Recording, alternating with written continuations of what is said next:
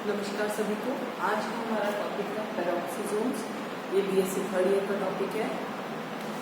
पेरोक्सीसोम्स को हम माइक्रोबॉडी भी कहते हैं। ये सिंगल लेयर ऑर्गेनेली है और सबसे छोटी ऑर्गेनेली, सबसे स्मॉलेस्ट और सिंगल लेयर ऑर्गेनेली।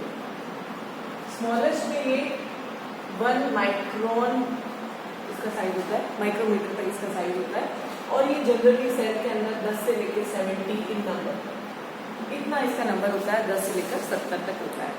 अब इसके बाद में इनका फॉर्मेशन कैसे होता है? इनका फॉर्मेशन एंडोप्लाज्मिक रेटिकुलम से होता है। उनके जो वेसिकल्स होते हैं उनसे होता है। कैसे होता है? जैसे ये एंडोप्लाज्मिक रेटिकुलम है, अब इससे ये थोड़ा सा वेसिकल्स आउटग्रोथ हो रही है एंडोप्लाज्मिक रेटिकुलम से। ये एंडोप्लाज्मिक रेटिकुलम है, इससे ये आउटग्रोथ हो रही है एक वेसिकल की।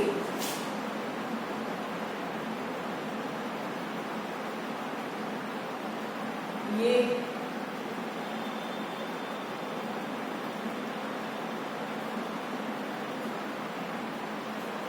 प्रोटीन सीक्वेंस है जो कि एंडोप्लाज्मिक रेटिकुलम के ऊपर, मेम्ब्रेन के ऊपर स्पेशली लगे हुए होते हैं। वे प्रोटीन इसके ऊपर लगे हुए थे। ये पेरोक्सीसोम प्रीकर्सर वेसिकल है। ये अभी इसका साइज छोटा है और इसके अंदर जो एक्चुअल में जो एंजाइम्स वगैरह होते हैं वो अभी इसके अंदर कुछ भी प्रेजेंट नहीं होते। फिर एक टाइम के बाद में यहाँ पे जो एंजाइम्स जैसे कैटलेज वगैरह, पेरोक्सिलेज वगैरह जो भी एंजाइम्स हैं, वो सारे एंजाइम्स साइटोसोल के अंदर प्रेजेंट है।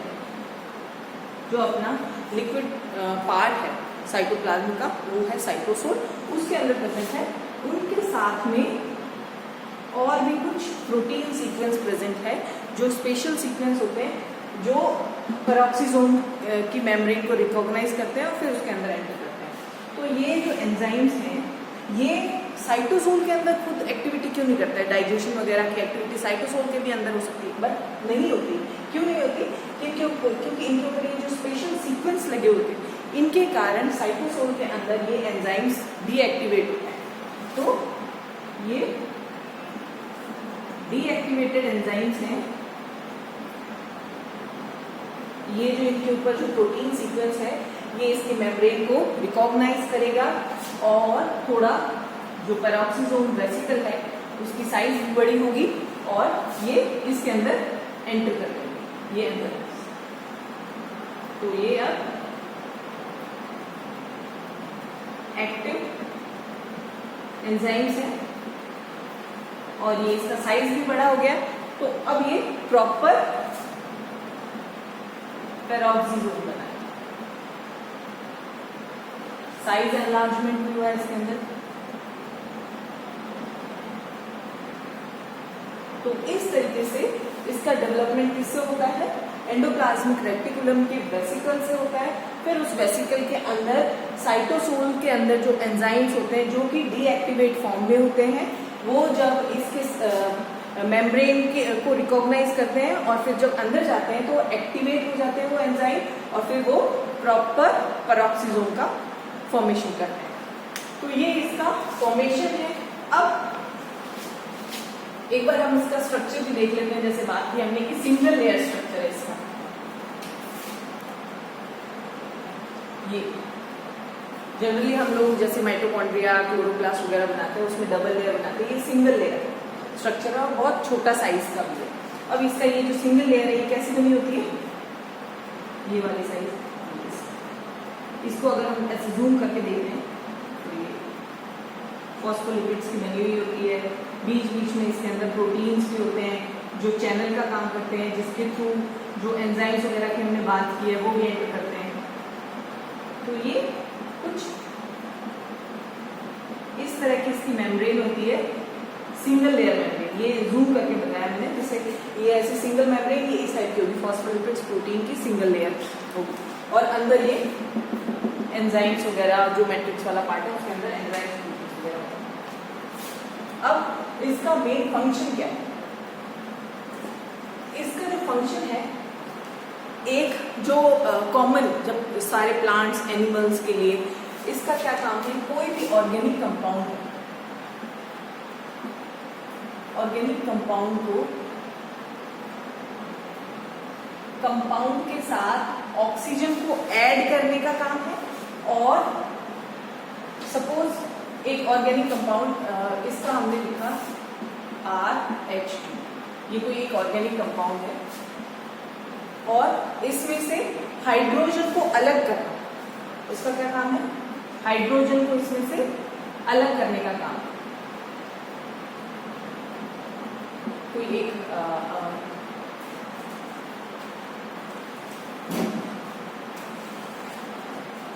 R ये बना प्लस हाइड्रोजन को अलग किया, ये हाइड्रोजन परऑक्साइड।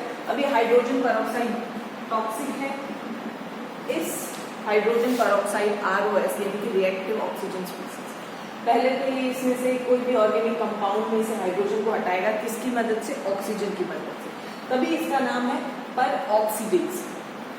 उसके बाद में अब ये क्या बन रहा है, हाइड्रोजन परऑक्साइड,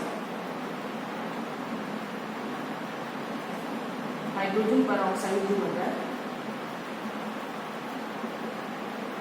अब यहाँ पे एक और इसका जो सबसे इंपॉर्टेंट जो इसका फंक्शन है वो यही है कि इस हाइड्रोजन परऑक्साइड जो कि एक रिएक्टिव ऑक्सीजन स्पीसीज है, जो स्ट्रेस के टाइम या फिर ज़्यादा यूवी रेडिएशंस के कारण या फिर कोई भी ऐसे मेटाबॉलिज्म के टाइम प्रोड्यूस होती है और एक्सेस अमाउंट में ये अपनी बॉडी के लिए बहुत हार्मफुल है, बहुत टॉक्सिक है। तो अब इसका डिग्रेडेशन भी, फॉर्मेशन और डिग्रेडेशन दोनों पेरोक्सीसोम्स के अंदर होते हैं। तो ये इसका इंपॉर्टेंट फंक्शन है कि H2O2 यानी कि हाइड्रोजन परऑक्साइड का फॉर्मेशन कैसे हो रहा है, मेटाबॉलिज्म प्रोसेस के थ्रू इसका फॉर्मेशन हो रहा है एंड इसका डिग्रेडेशन। ये फर्स्ट एक अपनी रिएक्शन है जिसमें फॉर्मेशन हो रहा है हाइड्रोजन परऑक्साइड, डिग्रेडेशन बोथ अकर पेरोक्सीसोम्स, दोनों ही पेरोक्सीसोम्स में होते हैं। अब सेकेंड वाली जो रिएक्शन जो कि इंपॉर्टेंट रिएक्शन है कि अब ये जो H2O2 है वो किसमें टूटेगी, नॉन हार्मफुल प्रोडक्ट्स में टूट जाएगी। किसमें टूटेगी, वाटर में प्लस ऑक्सीजन। और ये किसके कौन इसको तोड़ने वाला, कौन सा एंजाइम इस रिएक्शन को कैटलाइज करेगा, वो है कैटलेज। तो ये इंपॉर्टेंट एंजाइम है जो कि सबसे ज्यादा क्वांटिटी में पेरोक्सीसोम्स के अंदर पाया जाता है। तो ये सबसे इंपॉर्टेंट एंजाइम है peroxidase enzyme, catalase enzyme. But ये कैटलेज एंजाइम सबसे ज्यादा क्वांटिटी के अंदर इसके अंदर पाया जाता है और इसका मेन काम क्या होता है, ये जो टॉक्सिक हाइड्रोजन परऑक्साइड होता है उसको नॉन टॉक्सिक यानी कि वाटर में और ऑक्सीजन में चेंज करता है, जिससे जो अपने बॉडी के लिए अब हार्मफुल नहीं रहा। तो ये डिटॉक्सिफिकेशन का काम भी करता है। तो ये इंपॉर्टेंट जो कॉमन है, जो ये ऑक्सीडेटिव स्ट्रेस है उसको कम करने का काम पेरोक्सीसोम्स का है। अब प्लांट्स और एनिमल्स के अंदर कुछ डिफरेंट फंक्शंस भी होते हैं पेरोक्सीसोम्स के।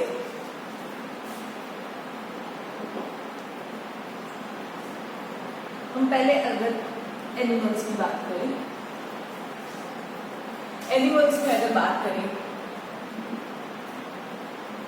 एनिमल्स के अंदर एज इट इज इनका कोई बहुत ज्यादा स्पेसिफिक रोल नहीं अभी तक डिस्कवर किया गया है, बट इसका एक काम है lipid metabolism.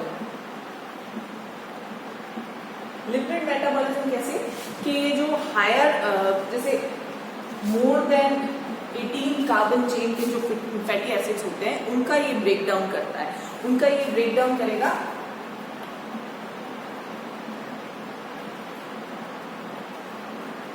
Carbon chain fatty acids का ये ब्रेक डाउन करेगा किसके अंदर,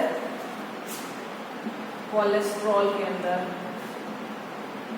बाइल एसिड्स के अंदर, ग्लाइकोलिपिड्स के अंदर,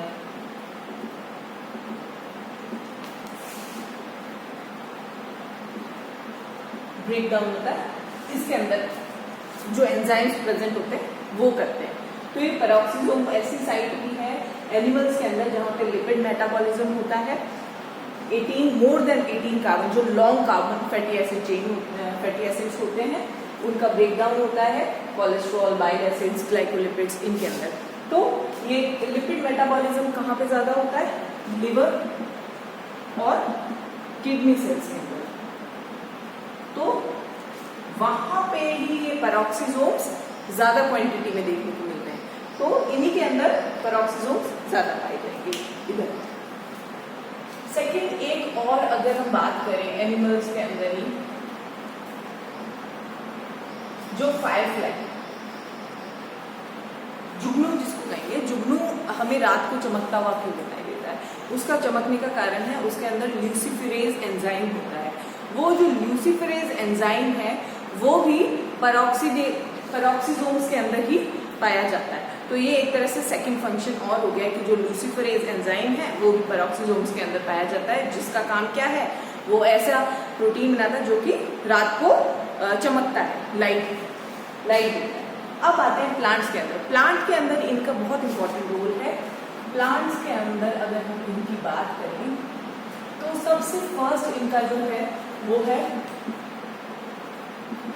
फोटो रेस्पिरेशन। फोटो रेस्पिरेशन हमने इससे पहले वाली एक क्लास में पढ़ा था, क्लोरोप्लास्ट का जब हमने पढ़ा था कि एक लाइट रिएक्शन होती है, एक डार्क रिएक्शन होती है। डार्क रिएक्शन यानी कि C3 साइकिल वो किसके अंदर होती है? वो स्ट्रोमा के अंदर होती है। एक जिसके अंदर क्या होता है कि जो कार्बन डाइऑक्साइड है उसका यूज लेके लास्ट में शुगर का फॉर्मेशन, फूड का फॉर्मेशन किया जाता है। इसके अंदर फोटो रेस्पिरेशन एक वेस्टेज ऑफ एनर्जी है। ये बहुत ज्यादा जब लाइट के प्रेजेंस में C3 प्लांट्स के अंदर ही होता है। ये सिर्फ आपको C3 प्लांट्स के अंदर ही ये पेरोक्सीसोम का फंक्शन देखने को मिलेगा। फोटो यानी कि लाइट की प्रेजेंस में रेस्पिरेशन यानी कि ऑक्सीजन का कंजम्पशन और कार्बन डाइऑक्साइड का आउटपुट, है ना। तो ये फोटो रेस्पिरेशन भी प्लांट्स के अंदर होता है। इसके अंदर 3 ऑर्गेनली यूज आती हैं और ये क्या है? Wastage of energy. एटीपी ज्यादा, सनलाइट ज्यादा आ रही है उसके कारण से ये वाला प्रोसेस चलता है जिसके कारण प्लांट को डैमेज ना हो। एटीपी का जो एक्सेस एटीपी है उसका यूटिलाइजेशन या फिर कहे तो वेस्टेज करते हैं। तो इसमें 3 कौन सा? क्लोरोप्लास्ट, पेरोक्सीसोम्स और थर्ड है माइटोकॉन्ड्रिया। इन तीनों ऑर्गेनली में चेन पूरी चलती है फोटो रेस्पिरेशन की। अब इसमें क्या होता है?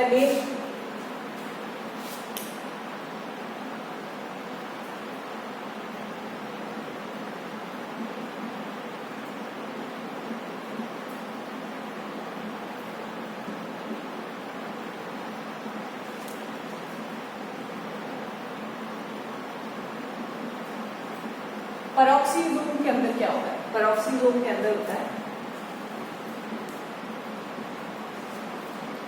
ग्लाइऑक्सिलेट का। इससे हम पेरोक्सीसोम के अंदर की बात करें कि इसके अंदर एक्चुअल में क्या फोटो रेस्पिरेशन का क्या है? ग्लाइऑक्सिलेट और ऑक्सीजन मिलके ग्लाइकोलेट बनाता है। कौन? ग्लाइऑक्सिलेट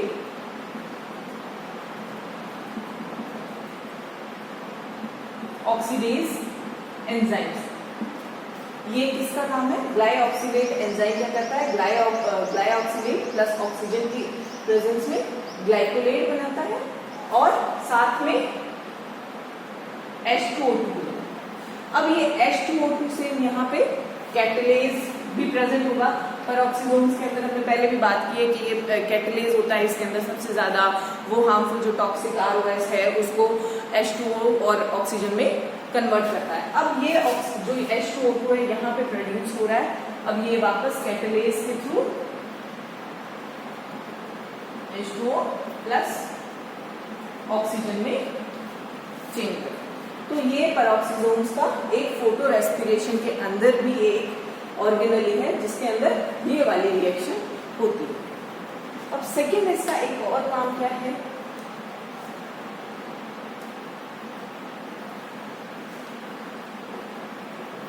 ग्लाइऑक्सिसोम्स,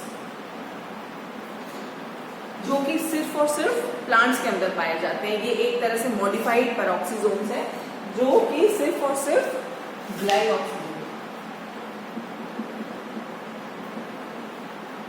जो कि सिर्फ और सिर्फ प्लांट्स के अंदर पाए जाते हैं, जो कि मॉडिफाइड पेरोक्सीसोम्स ही होते हैं। इनका क्या काम होता है कि जब सीड जर्मिनेट कर रहा होता है उनके अंदर स्टोर, जैसे एक सीड है उसके एंडोस्पर्म के अंदर खाना किस फॉर्म में स्टोर होता है, फैटी एसिड्स के रूप में स्टोर होकर रहता है। तो ये क्या काम करता है कि ग्लाइऑक्सीसोम जैसे वो जर्मिनेट करने वाला होता है, उसको सीड जब जर्मिनेट कर रहा है तो उसको एनर्जी की जरूरत है। तो उस टाइम क्या होता है कि इसके अंदर एक साइकिल होती है जिसको कहते हैं ग्लाइऑक्सिलेट साइकिल, ग्लाइऑक्सिलेट साइकिल या फिर बीटा ऑक्सीडेशन।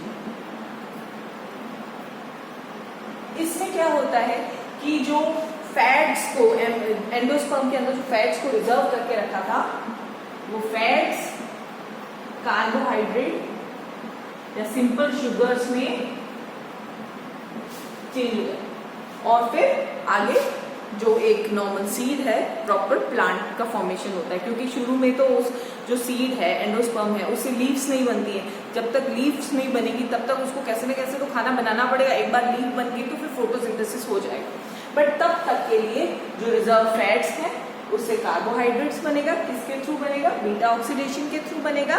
इस प्रोसेस को कहते हैं ग्लाइऑक्सिलेट साइकिल। ये पूरी साइकिल है और ये किसके अंदर, कौन सी ऑर्गेनेल के अंदर होती है, ग्लाइऑक्सीसोम्स। और ये एक तरह के मॉडिफाइड पेरोक्सीसोम्स ही होते हैं जो सिर्फ और सिर्फ ये ग्लाइऑक्सीसोम सिर्फ प्लांट्स के अंदर पाए जाते हैं, एनिमल्स के अंदर नहीं पाए जाते। तो ये आपका पूरा आज पेरोक्सीसोम्स के बारे में था।